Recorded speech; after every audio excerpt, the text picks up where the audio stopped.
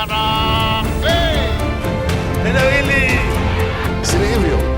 Mambo ni matatu. Ladies and gentlemen, is this really Professor Abraham Kithure Kindiki? Wewe chama chetu cha UDA kiliketi kukataa. The party rejected you. Ukaleta maandamano pale Mbeere, ukasema no Rigathi no Ruto. Uliingia katika kiti kupitia maandamano na fujo. Na hiyo fujo ndio imekutoa kwa kiti. Uende ukiendanga na uachane na mimi. Mimi sio rika yako. Mimi sio rika yako. Mimi nimekuwa senator, nimekuwa majority leader, nimekuwa waziri, nimekuwa deputy speaker. Sasa ni deputy president. Wewe ni nani? Waende wasiende. Ni fire si fire. Wewe mtu ya mitego. Mimi unasunguka hapa ukiniita sijui soprano, sijui kasongo, sijui soprano. Ukitaka nitakuvua nguo. I'm telling you. Waendelea na hiyo kielele. Mimi nitakuvua nguo. Kuna mzungu alikuja hapa anaitwa Ocampo. Akashika Uhuru Kenyatta, akashika William Ruto akampeleka Hague. Alikuwa na kimbelembele kama hiyo yako. Nitakunyoa na mosho mmoja. Nitakuosha na mosho mmoja. Ni fire si fire. Ni noma si noma. Aende asiende. Aende asiende. Mimi nasikia anakuja hapa saa 8. Kuja uombe kula ya Karishi bwana, wachana na mimi. Wachana na mimi my friend. Hapa ni nyumbani. Na wewe ni mtu mdogo kwa siasa. You are a small timer. Why do you think Professor Abraham Kithure Kindiki, the gentleman of Kenyan politics, lost his cool and went berserk and attacked Rigathi Gachagua the way he did? Why do you think that happened?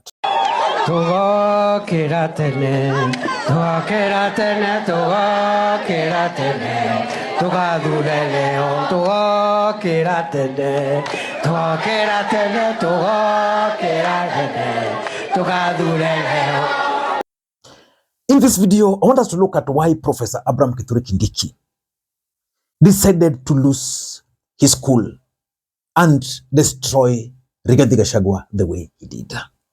Before we do that, for those who are watching this channel for the first time, please take a second or two, click the subscribe button so that next time we produce a video like this, YouTube will automatically notify you. And to the subscribers, I want to continue thanking you guys for your continued support. Because without that support, this channel cannot be where it is. Ladies and gentlemen, the Mbeere North parliamentary by-election is going to determine the 2027 politics as far as Mount Kenya politics is concerned. And therefore, it is a do or die for Professor Abraham Kithure Kindiki, for William Ruto, and for Rigathi Gachagua. And I've been asking myself one question, and maybe you could help me understand. Please, I want to ask you to help me understand. Why is the opposition candidate struggling in Mbeere North? Because clearly, the candidate is not sitting easy. Rigathi Gachagua understands this. And that actually explains why Rigathi has camped there in Mbeere North. Because after his impeachment, personally, I had thought and hoped that Rigathi Gachagua automatically became the kingpin of the mountain.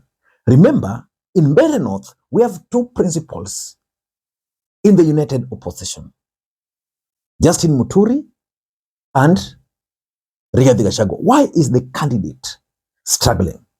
Is it possible that Professor Abraham Kithure Kindiki has gained control of the ground down there?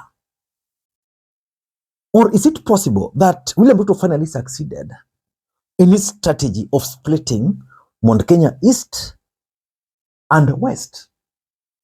I'm asking that question because I had expected one thing to happen. I'd expected Rigathi Gachagua to easily take charge. But we're seeing crowd there. Of course, granted, William Ruto and Kenya Kwanza government are spending all the money in Mbeere North. Was it today when I saw something I'd never seen in a political rally? People told to line up for the money. But why do you think Kindiki finally decided to attack Rigathi the way he did. For me, he did this because of the following reasons. Number one, just like I was trying to explain to you guys, that the stakes in this by-election are too high for Kindiki, for Ruto, and for Rigathi. Because it's going to determine 2027 presidential elections in three main ways. Number one, the choice of the running mate. Professor Abraham Kithure Kindiki is currently the Deputy President of the Republic of Kenya. For him to be nominated again, he must prove himself. Because politics is not church. Politics is normally a game of numbers. He must prove himself that he can actually deliver. If you want to deliver, the running mate might go elsewhere. I strongly believe that's why he's angry and very bitter. Because he's seeing Rigathi Gachagua trying to remove the meat from his mouth. He can't allow that. It's also going to be number two, determine William Ruto's votes in Mount Kenya. The projections are that if elections were held in the Republic of Kenya today, Mount Kenya would not vote for Ruto. But Mbeere North is giving William Ruto some hope. If they can succeed, William Ruto will be a happy man. But if they were to lose in Mbeere North, that would definitely mean William Ruto is going to lose in Mount Kenya. And that's going to send a very bad signal for the president. And number three is also going to determine who is the real boss as far as Mount Kenya politics is concerned. If Rigathi will win through the DP candidate, I can assure you he's going to enjoy massive support in Mount Kenya. He's going to destroy the ego of William Ruto, Kindiki, and even Mbarire. If that were to happen, he's going to have the bragging rights. Many people who are not yet decided are going to decide to join Rigathi Gachagua. And that's why Kindiki is very angry and very bitter, because of the 2027 politics. Number two, William Ruto also did something.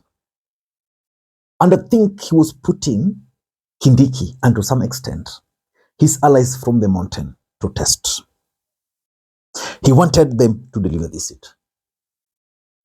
I'm persuaded that before William Ruto arrived at the decision to nominate Ruku, who was a member of parliament, he sat down with his team and shared with them about his decision. Even if not the name Ruku, but probably he must have told them, I want to pick one member of parliament to my cabinet. So Kindiki is seeing the possibility of losing very high. So if you are given an assignment to deliver, and the government has provided everything for you, be it money, be it intelligence, be it what, then you can't deliver. If you are Kindiki, you must be angry, you must be bitter, and that's exactly what is happening in Mbeere North. Number three, Kindiki is also angry because, in my view, the kind of resources which the government has spent down there. There are instances where Kindiki has actually been heckled in Mbeere North. There are very funny instances where, for example, someone like Mbarire had to give people sweets. Mama watoto, gavana wa Embu Cecily Mbarire. Eni, tuana torome, kanyamua na tutusokie mata. A mother is always a mother. Thank you. There are instances where they have actually promised a lot of things. People have been attending their rallies. But again, not translating. Not translating to numbers. Kindiki is justified to be angry. Not really with the Rigathi. I think he's also angry with the residents of Mbeere North. He expected smooth sailing. And lastly, I think Kindiki is under a lot of pressure to deliver. You see, William Ruto is trying to achieve a lot of things through these by-elections. And I've been studying them closely. There's a by-election, I think, in Nyamira. And the kind of resources being spent there, amazing. William Ruto wants to use Nyamira to bury Matiang'i politically. In Mbeere North, he wants to use it to bury and destroy the ego of Rigathi. He was assured that this team were going to deliver. How many days? Next week. Are there signs of these teams delivering? No signs. Now, even if it were me, if it were me, I'll just leave that area, disappear. Kindiki at least still has the strength of lecturing Rigathi. I don't know what to think. Let me understand why you think Kindiki got angry and mad that way. Until next time, this is Makwiny. Bye-bye.